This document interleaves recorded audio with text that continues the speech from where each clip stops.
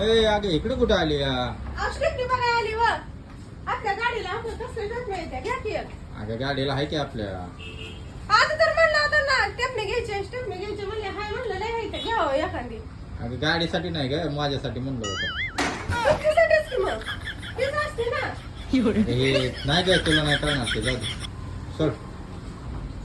तुम्ही कधी आणणार आहे तुमच्यासाठी? हा आणतो लवकरच आणतो आणल्यावर सांगते की तुला.